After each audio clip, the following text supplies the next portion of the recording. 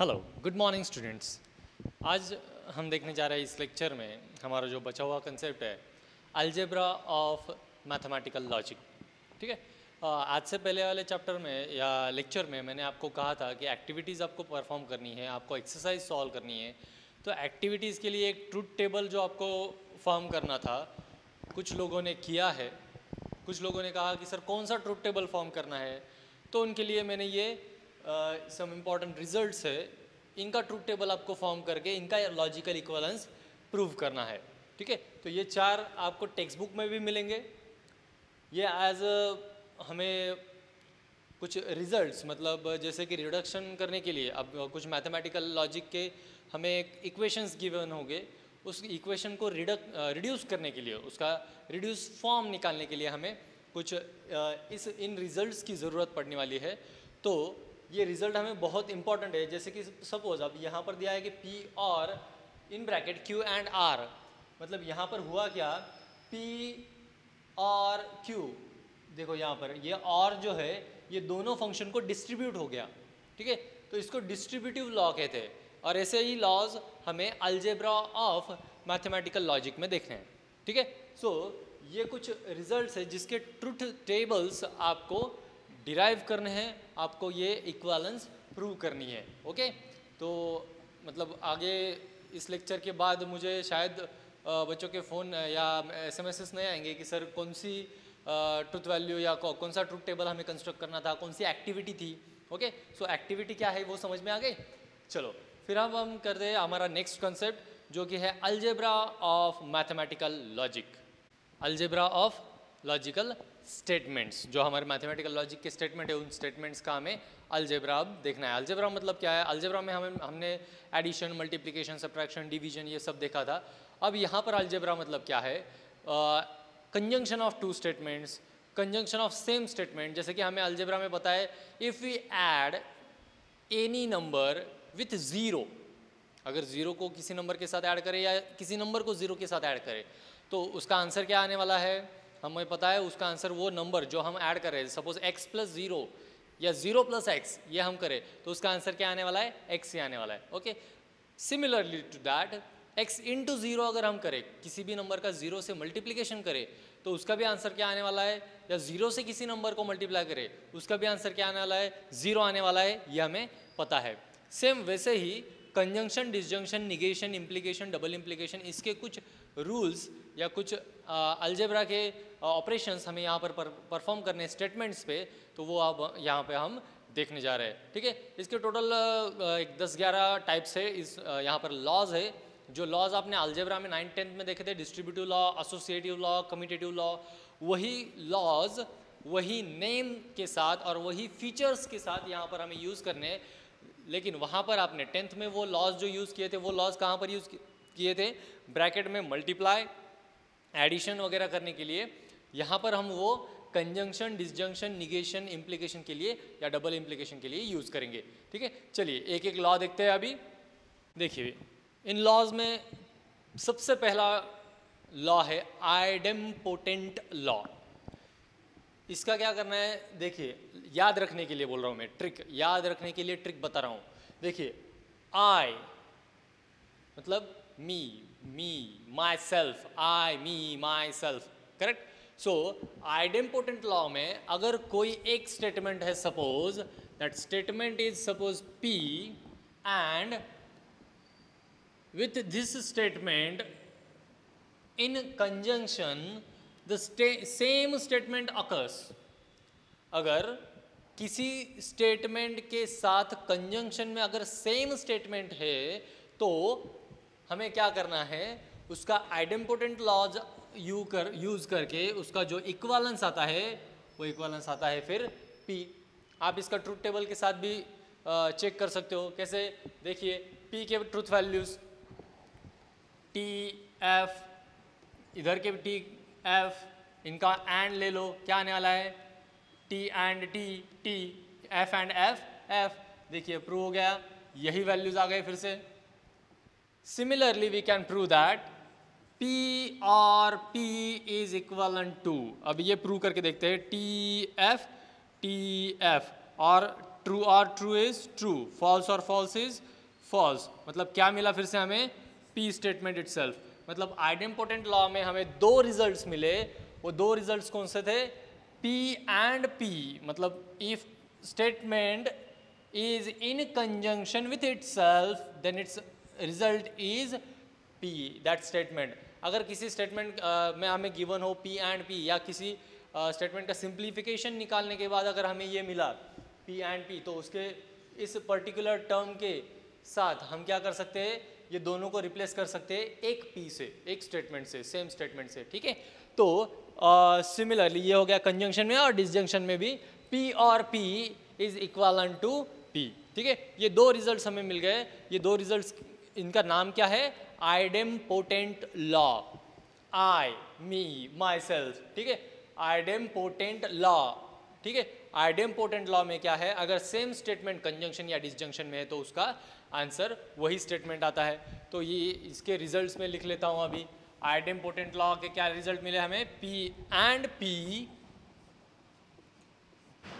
gives P or is logically equivalent with P, and P or P is logically equivalent with P। ये दो हमें यहाँ पर idempotent law के results मिले। चलिए अब हम दूसरा लॉ देखते हैं। दूसरे लॉ का नाम है कम्यूटेटिव लॉ। कम्यूटेटिव लॉ मतलब जैसे आपने 9th-10th स्टैंडर्ड में एडिशन या मल्टीप्लिकेशन के लिए कम्यूटेटिव लॉ देखा था।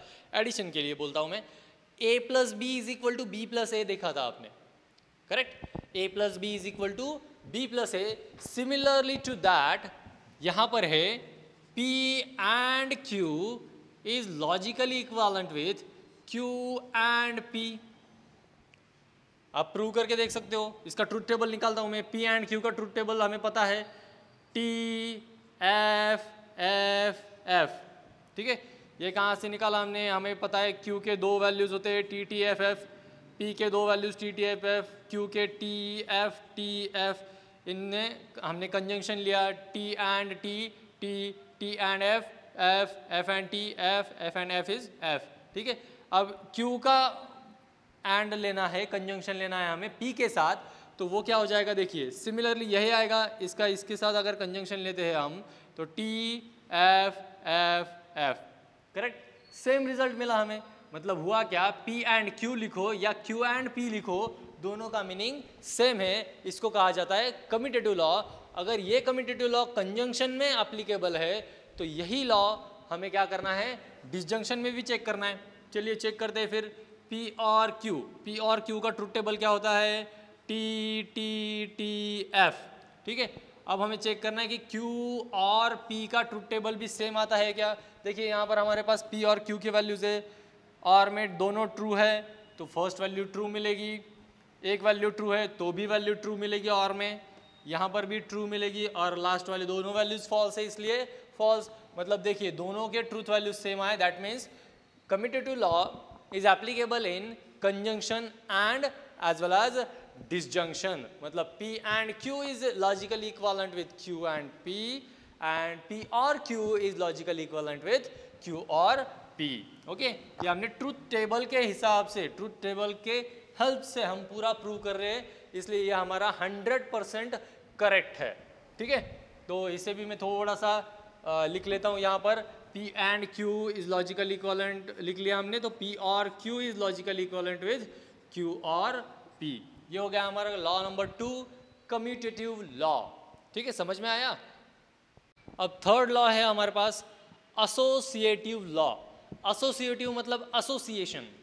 जैसे हमने देखा था 9th-10th स्टैंडर्ड में A plus B plus C is equal to, इसे हम ऐसा भी लिख सकते थे A plus B plus C, correct, या A into B into C can be written as A into B into C, correct. So इसी में क्या करना है, हमें एंड की जगह पे, ये प्लस की जगह पे एंड रखना है और मल्टीप्लिकेशन की जगह पे और रखना है, ठीक है। तो बन जाएगा हमारा एसोसिएटिव लॉ। तो देखिए एसोसिएटिव लॉ क्या बनेगा हमारा, फिर एसोसिएटिव लॉ होगा P and in bracket Q and R is logically equivalent with P and Q and R। इसी को हम ऐसा भी लिख सकते हैं, जैसे यहाँ पर मैंने अभी एक एग्जांपल लिया था, A plus B plus C is equal to A plus B in bracket plus C. इसी को हम ऐसा लिख सकते हैं क्या, A plus B plus C, correct. तो यहाँ पर भी हम वही करेंगे। अगर इसको हम P and Q and R in bracket या P and Q in bracket and R ऐसा लिख सकते हैं, तो इसी का लॉजिकल इक्विवेलेंस बन जाएगा P and Q and R, ठीक है। तो ये हो गया हमारा एसोसिएटिव लॉ। एसोसिएटिव लॉ मतलब हमने क्या किया, उनके एसोसिएशन बना दी, ठीक है। हम किसी भी दो स्टेटमेंट का अगर सेम साइन उसमें यूज किया गया है, हम उनका एसोसिएशन बना सकते हैं अगर वो सिंपल स्टेटमेंट है तो। पी क्यू आर देखिए यहाँ पर सिंपल स्टेटमेंट है, इसके साथ कोई भी अदर कनेक्टिव जैसे निगेशन वगैरह कुछ भी कनेक्टिव यूज नहीं किया गया है या इम्प्लीकेशन डबल इम्प्लीकेशन यूज नहीं किया गया है। In that case we can associate them, हम उनमें से किसी भी पार्ट का एसोसिएशन बना सकते हैं। जैसे कि देखिए यहाँ पर P and Q and R था, ठीक है। सो वही एसोसिएशन फिर क्या बन गई, P एंड Q बन गई, R को उन्होंने अकेला छोड़ दिया। और हुआ क्या, फिर एंड में जाके तीनों को पता चला अरे नहीं हम अगर एक साथ रहे तो हमारा कुछ तो भी हो सकता है, इसलिए उन्होंने क्या किया, तीनों का मिलाकर एक एसोसिएशन बना लिया। सो ये हो गया associative law in conjunction and. Conjunction में हमने इसको देख लिया है। अब हम क्या करेंगे, इसी को डिसजंक्शन में करेंगे। मतलब क्या हो जाएगा, P और Q और R is logically equivalent to P और Q और R, और इसी को क्या लिख सकते हैं हम, तीनों का। अब ये देखिए यहाँ पर भी वही हुआ, एसोसिएशन इन्होंने बना लिए दोनों ने। P को अकेला छोड़ दिया, फिर क्या किया, P ने Q को कुछ तो भी बोला, चल भाई हम सरकार बना लेते हैं, तो उसने उसका R का साथ छोड़ दिया, तो P और Q इन्होंने एसोसिएशन बना ली। फिर बाद में पता चला कि यार हम अगर अलग अलग रहे तो हमारा कुछ नहीं है, तो इन तीनों ने क्या किया, तीनों एक साथ आ गए और फिर उन्होंने एसोसिएशन बना ली। ये होता है एसोसिएटिव लॉ, ठीक है। अगर हम रिडक्शन जब करेंगे किसी भी लॉजिकल स्टेटमेंट का, इन दैट रिडक्शन अगर हमें ऐसा कुछ मिलता है तो उसको हम डायरेक्टली क्या लिख सकते हैं, या तो ऐसा लिख सकते हैं या तो ऐसा लिख सकते हैं। ओके, समझ में आया। ये हो गया हमारे एसोसिएटिव लॉ, ठीक है। एसोसिएटिव लॉ, कम्यूटेटिव लॉ और आइडेम्पोटेंट लॉ, इन तीनों लॉज में अगर आपको कुछ प्रॉब्लम नहीं है तो हम अगला लॉ देखेंगे। चलिए, ये लॉ का नाम है डिस्ट्रीब्यूटिव लॉ। डिस्ट्रीब्यूटिव लॉ, इस डिस्ट्रीब्यूटिव का एक एग्जांपल जो आपने 9th-10th में देखा है वो मैं आपको बोलता हूँ। अब देखिए, ये A एक क्वांटिटी है, B एक क्वांटिटी है और C एक क्वांटिटी है, ठीक है।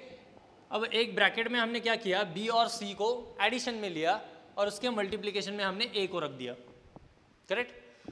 अब यहाँ पर डिस्ट्रीब्यूटिव लॉ ये अप्लाई करते हैं ना, हम क्या करते हैं, सबसे पहले A को B के साथ मल्टीप्लाई करते हैं, फिर A को C के साथ मल्टीप्लाई करते हैं और उनके बीच में जो साइन है वो बीच में लिख देते हैं। मतलब A into B plus C, इसका क्या बन जाता है, equal to A B plus A C. Similarly to that, if in logical statement P and Q और R, देखिए डिस्ट्रीब्यूटिव में और एसोसिएटिव में फर्क है। एसोसिएटिव में क्या है, सारे साइन या तो एंड है या तो और है, लेकिन डिस्ट्रीब्यूटिव में ब्रैकेट में एक साइन है, ब्रैकेट के बाहर दूसरा साइन है। सेम इसी पैटर्न में हो, जैसे ब्रैकेट में यहाँ पर प्लस है और ब्रैकेट के बाहर मल्टीप्लिकेशन है, तो वैसे ही यहाँ पर ब्रैकेट के अंदर और है और ब्रैकेट के बाहर एंड है। अब डिस्ट्रीब्यूटिव मतलब क्या है, हमें ये करना है। तो देखिए, it is logically P and in bracket Q और R is logically equivalent with P and Q और P एंड R। कुछ अलग किया हमने, जो लॉजिक हम इस मल्टीप्लिकेशन के लिए यूज करते थे वही लॉजिक हमने यहाँ पर यूज किया। Instead of multiplication and addition, ये यहाँ पर कौन से साइन आए, कंजंक्शन एंड डिसजंक्शन, ठीक है। तो इसका मतलब क्या हुआ, ये P कंजंक्शन विथ Q पहले लिखेंगे और P कंजंक्शन विथ R उसके बाद, ये दो ब्रैकेट हमें मिलेंगे। अब इसी को मैं क्या करता हूँ, थोड़ा सा इसका अलग मतलब डुअल वाला स्टेटमेंट लेता हूँ। डुअल मतलब पता है ना आपको, एंड को और करना है, ठीक है। सो ये एंड है, इसको और किया मैंने, ये Q एज इट इज रख दिया, ये और को एंड किया और ये बन गया हमारा दूसरा डिस्ट्रीब्यूटिव लॉ। देखिए कैसे बना, P और Q एंड R। अब ब्रैकेट में क्या है, ये P और है और ये ब्रैकेट की टर्म है Q एंड R। P और पहली टर्म मिलेगी हमें P और दूसरी टर्म भी P और वाली ही होने वाली है, ठीक है, क्योंकि ब्रैकेट के बाहर वाली जो टर्म है वो टर्म P और वाली टर्म है। तो P और ब्रैकेट की फर्स्ट टर्म है Q, ब्रैकेट की सेकंड टर्म है R और ब्रैकेट में जो साइन है वो साइन कौन सा है, एंड। मतलब अगर ब्रैकेट के बाहर वाला अगर आपका जो कनेक्टिव यूज़ किया गया है वो अगर एंड होगा तो यहाँ पर उसके रिजल्ट में जो दो ब्रैकेट रहने वाले, ब्रैकेट के अंदर वाला जो साइन है वो एंड होगा और यहाँ ब्रैकेट के अंदर जो Q और R है इन दोनों के बीच में जो कनेक्टिव यूज़ किया वो कनेक्टिव इन दोनों ब्रैकेट को सेपरेट करने के लिए यूज़ किया जाएगा या इन दोनों ब्रैकेट को कनेक्ट करने के लिए यूज़ किया जाएगा, ठीक है, समझ में आई ये बात। सिमिलरली यहाँ पर क्या हुआ, यहाँ पर देखिए Q एंड R के बीच में एंड था, ठीक है, Q और R ये जो हमारे दो स्टेटमेंट है इनके बीच में एंड था, तो एंड ने क्या किया, ये जो दो ब्रैकेट हमें P और से मिलने वाले थे after applying distributive law on Q as well as R, तो उन दोनों को इस एंड ने कनेक्ट कर दिया, ये दो ब्रैकेट को इस एंड ने कनेक्ट कर दिया, ये बन गया हमारा डिस्ट्रीब्यूटिव लॉ, ठीक है। तो डिस्ट्रीब्यूटिव लॉ तो कोई प्रॉब्लम आपको नहीं है। हम अगला लॉ देखेंगे, लॉ नंबर 5। इस लॉ का नाम है डी मॉर्गन्स लॉ, ठीक है।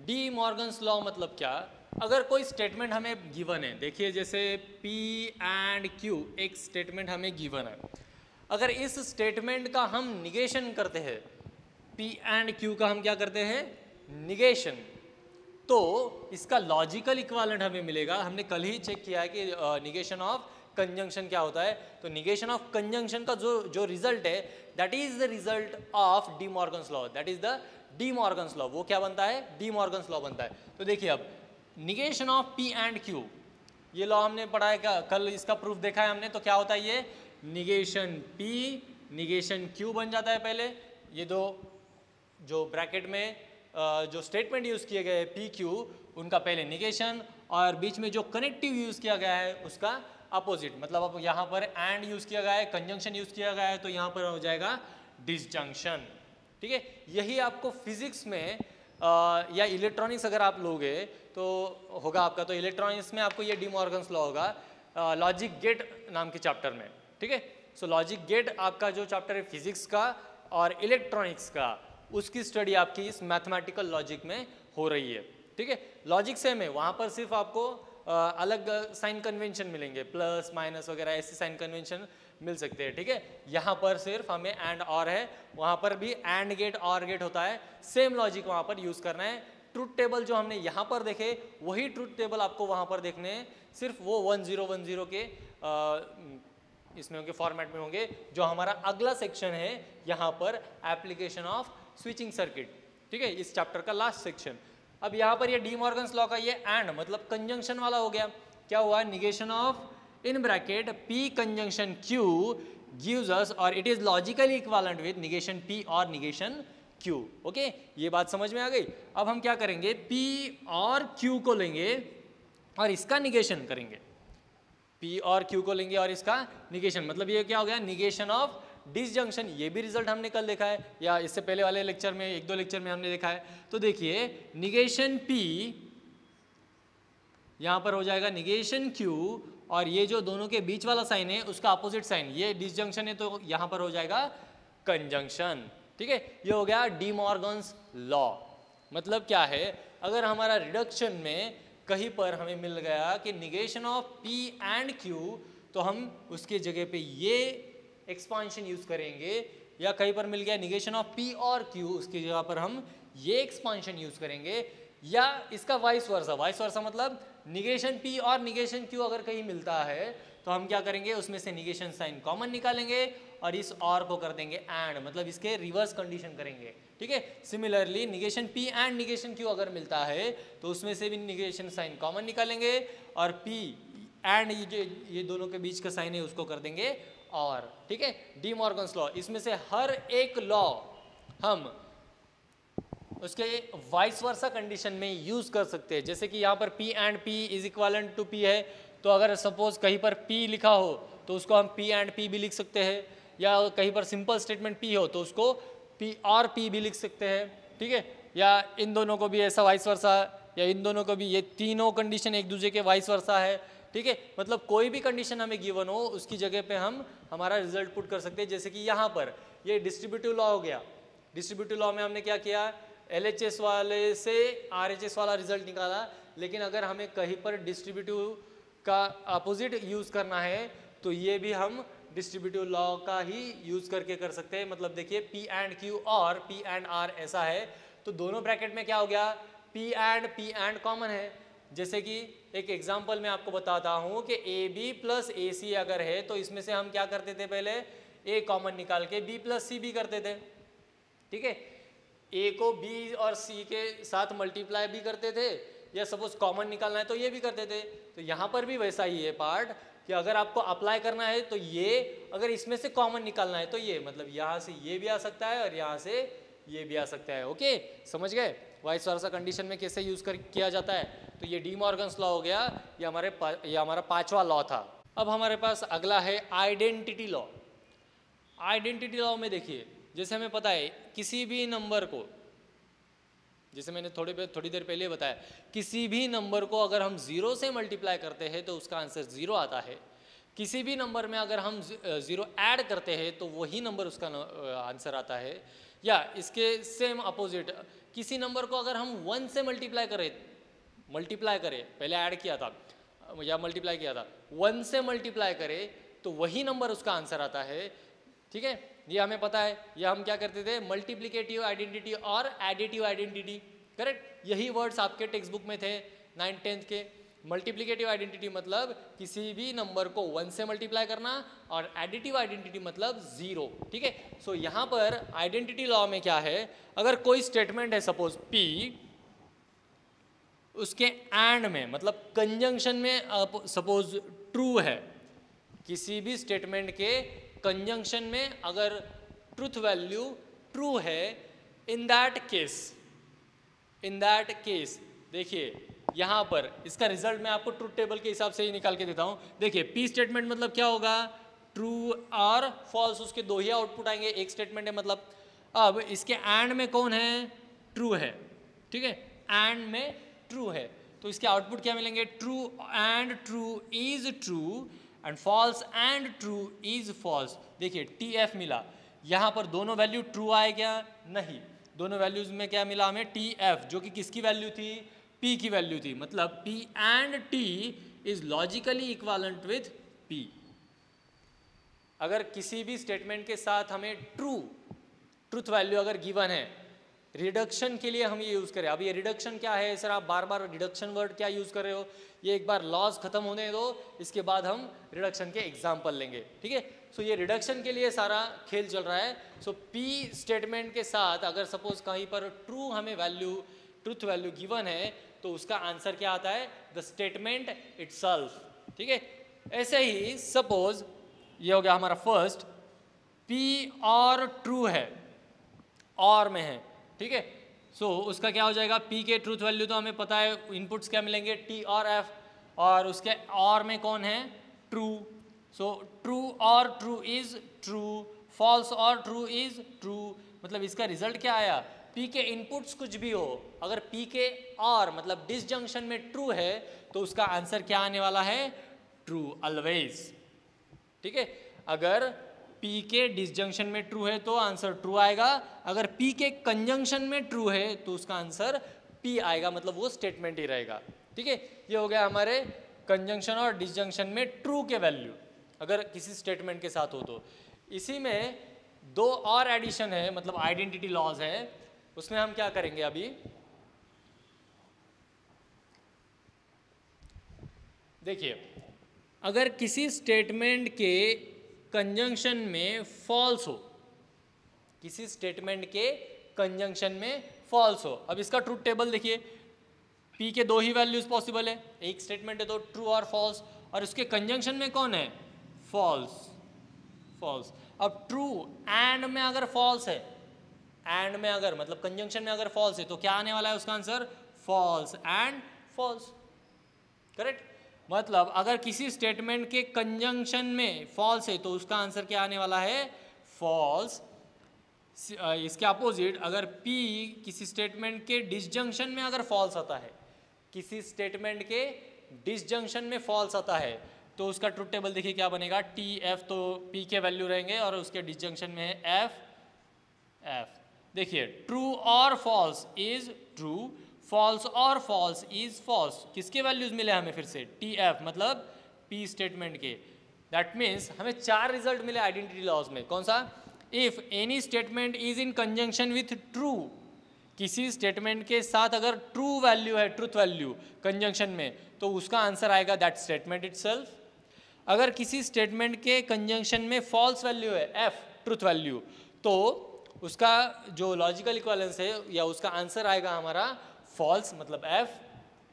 इसके एग्जैक्टली अपोजिट हमारा कंजंक्शन में है, डिसजंक्शन में है, P और ट्रू, मतलब किसी स्टेटमेंट के डिसजंक्शन में ट्रुथ वैल्यू ट्रू है तो उसका आंसर ऑलवेज ट्रू होगा, और P के डिसजंक्शन में अगर फॉल्स है तो उसका आंसर हमेशा दैट स्टेटमेंट रहेगा। ये हमारे 4 आइडेंटिटी लॉज है।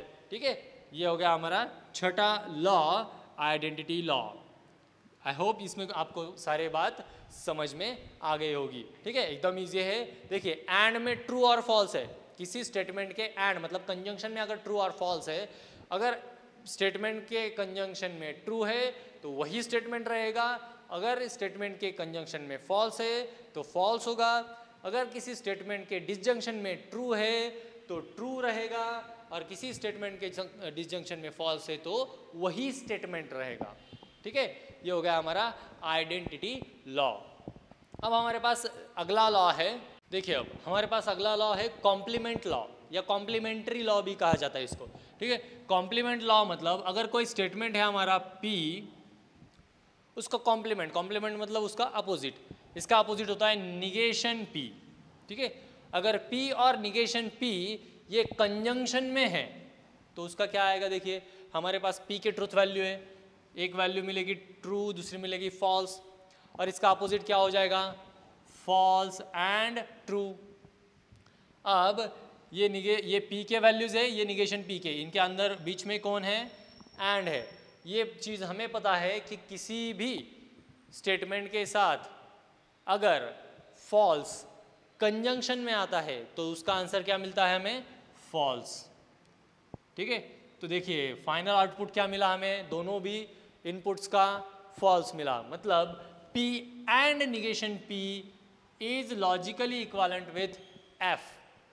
P एंड निगेशन P, अगर कोई स्टेटमेंट और उसका निगेशन एंड मतलब कंजंक्शन में हो तो उसका फाइनल आंसर क्या मिलता है हमें, फॉल्स। ठीक है, सिमिलर टू दिस या इसके थोड़ा सा अपोजिट, P और निगेशन P में अगर और है मतलब डिसजंक्शन है तो क्या आता है, देखिए TF, P के आउटपुट्स, इसका अपोजिट मतलब FT, ये डिसजंक्शन में। और डिसजंक्शन का रूल तो आपको अभी लर्न हो गया है, क्या है डिसजंक्शन का रूल, अगर डिसजंक्शन में एक भी ट्रूथ वैल्यू ट्रू है तो उसका आंसर ट्रू आता है, मतलब इसका क्या मिला हमें, ट्रू और फॉल्स इज ट्रू, फॉल्स और ट्रू इज ट्रू, मतलब P और निगेशन P का ट्रूथ वैल्यू हमें मिलेगा ट्रू ऑलवेज। ठीक है, सो ये दो हमारे कॉम्प्लीमेंट्री लॉज है। कौन सा, पहला P and negation P is equivalent to F and P और negation P is equivalent to T। Okay, समझ में आया, इसमें कोई डाउट नहीं होना चाहिए। अब ये हमारा 8th टाइप है लॉ का, एब्सॉर्प्शन लॉ। एब्सॉर्ब कर लेना। ठीक है, तो देखिए यहाँ पर एब्सॉर्प्शन थोड़ा जादुई आप इसको लॉ कह सकते हैं। जादुई क्यों, तो ये आपको समझ में आ जाएगा जब मैं इसका स्टेटमेंट लिखूंगा। देखिए एब्सॉर्प्शन लॉ का स्टेटमेंट हमारे पास है P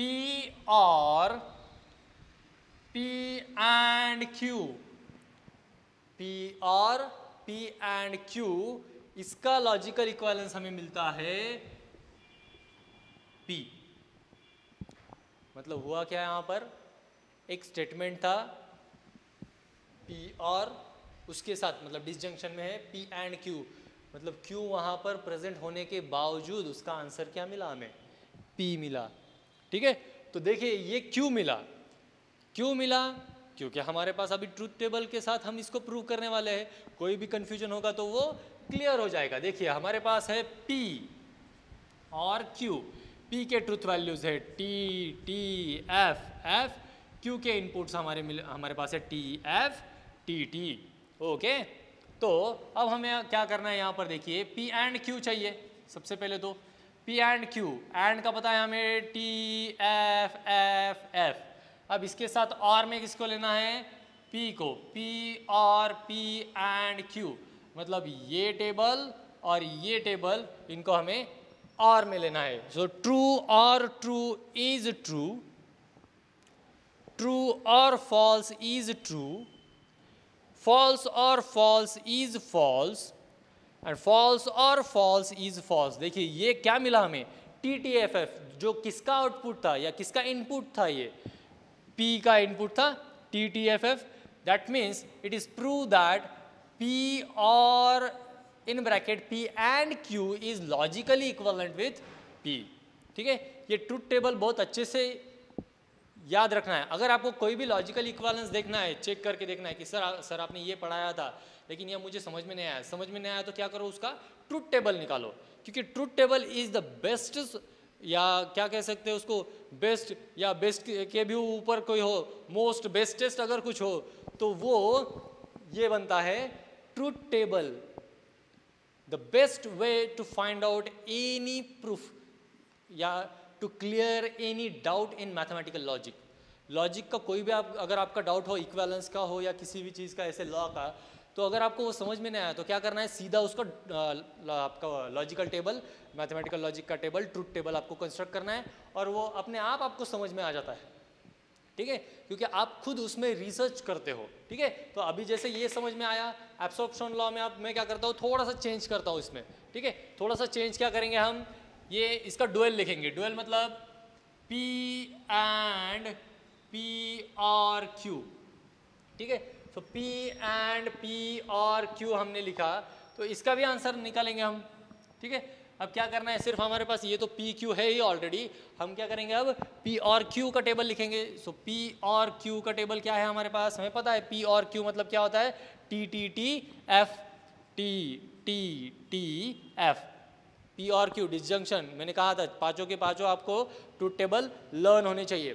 ठीक है, ये बाय प्रैक्टिस लर्न होते हैं, अगर आप इसको ऐसे लर्न करते जाओ तो वो भी याद रहते हैं। ठीक है, सो T T T F is the truth table of और फाइनल आउटपुट ऑफ डिसजंक्शन। अब P और Q के साथ कंजंक्शन में कौन है, P, मतलब ये T T F F इसके साथ कंजंक्शन में है, P in conjunction with P और Q। देखिए अब क्या मिलता है, true and true is true, true and true is again true, true and false is false, false and false is false। देखिए फिर से क्या मिला हमें, TTFF, जो किसका इनपुट था, फिर से P का, मतलब P and in bracket P और Q, इसमें से हमें क्या मिला आउटपुट, P।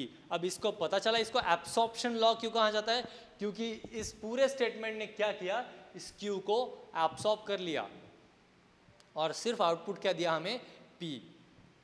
ठीक है, Q को उसने एब्सॉर्ब कर लिया ना, और आउटपुट क्या दिया, P। ओके, समझ में आई ये बात।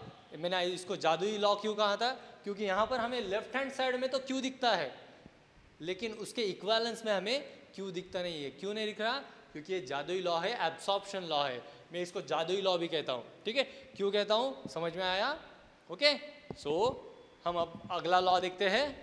देखिए हमारे जो दो लॉज अभी बचे हैं, वो लॉज हमने ऑलरेडी प्रूव किए हैं इसके पहले वाले लेक्चर्स में। ठीक है, इसमें एक है कंडीशनल लॉ, जो कि कल हमने जब निगेशन देखा था, कल के पहले वाले लेक्चर में या कल के लेक्चर में ही निगेशन जब हमने देखा था, तो कंडीशनल लॉ जो हमारे पास है, कंडीशन स्टेटमेंट क्या होता है, P इम्प्लाइज Q। तो इसका लॉजिकल इक्विवेलेंस हमने निकाला था। क्या निकाला था हमने इसका लॉजिकल इक्विवेलेंस, अगर आपने वो एक्टिविटी पूरी की है तो आपको ये लॉजिकल इक्विवेलेंस याद होना ही होना है। अगर आपने एक्टिविटी नहीं की है तो आप यहाँ पर देखते रहोगे कि सर ने क्या लिखा है। ठीक है, वो एक्टिविटी करो, 2-3 लेक्चर से पहले वाला सेक्शन देखो, एक बार फिर से वीडियो देखो और वो एक्टिविटी करो। ठीक है, सो P इम्प्लाइज Q का कंडीशनल लॉ मतलब उसका लॉजिकल इक्विवेलेंस बनता है निगेशन P और Q। ये मैं डायरेक्ट क्यों लिख रहा हूँ, क्योंकि इससे पहले ये लेक्चर से पहले ये कम से कम 2 बार मैंने पढ़ा है, इसलिए मैं ये अब डायरेक्ट लिख रहा हूँ। Bye conditional law, bye conditional statement मतलब P डबल इम्प्लाइज Q। इसी को हमने कल ही के लेक्चर में शायद लिखा था कि P implies Q and Q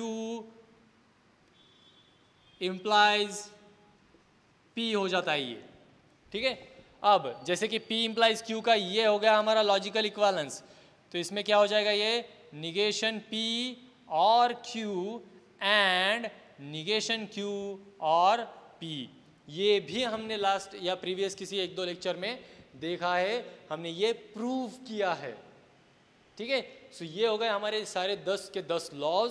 पहला था हमारा आइडेम्पोटेंट लॉ। आइडेम्पोटेंट लॉ मतलब क्या, अगर कोई दो सेम स्टेटमेंट एंड या और में हो तो उसका आउटपुट वही सेम स्टेटमेंट आता है, जैसे P and P is P, P और P इज P। उसके बाद दूसरा हमारा लॉ था कम्यूटेटिव लॉ, फिर उसके बाद था एसोसिएटिव, डिस्ट्रीब्यूटिव, ठीक है। ऐसे सारे 10 के 10 लॉ हमने डिस्कस किए हैं। अगर इसमें कुछ प्रॉब्लम है तो अब जब हम इसके एग्जाम्पल सॉल्व करेंगे तो उसका आपको क्लियरिफिकेशन हो जाएगा। अगर फिर भी नहीं हुआ तो मैंने आपको कहा है, अगर लॉ समझ में नहीं आया तो क्या करना है, हमें उसका ट्रुथ टेबल निकालना है, ओके। ट्रुथ टेबल अगर आप उसका फॉर्म करके 1-2 बार अगर उसको सॉल्व करते हो तो आपका वो कंसेप्ट, वो लॉ 101% परफेक्ट हो जाएगा, ये मेरी गारंटी है, ठीक है।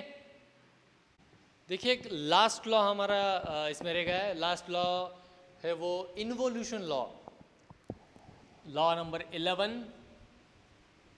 Involution law. अब ये इन्वोल्यूशन मतलब क्या है, अगर कोई स्टेटमेंट है सपोज P, उसका हमें निगेशन दिया गया है और इसका फिर से हम निगेशन ले रहे हैं, मतलब negation of negation, negation of negation statement ये भी हमने देखा है। व्हाट इज दैट, वो क्या था, negation of negation means that statement itself, negation of any statement is that statement itself, negation of true ये भी देखा था हमने, क्या होता है false, negation of false क्या होता है true, ठीक है। तो ये जो है इसको कहा जाता है इन्वोल्यूशन लॉ, ठीक है। तो ये लॉ हमारा रह गया था। ये सारे 11 लॉज हमने अब यहाँ पर डिस्कस कर लिए। इन लॉज का यूज करके हम अब क्या किस टाइप के क्वेश्चंस इस पर आते हैं उन क्वेश्चन पे हम आएंगे और वो क्वेश्चन सॉल्व करेंगे।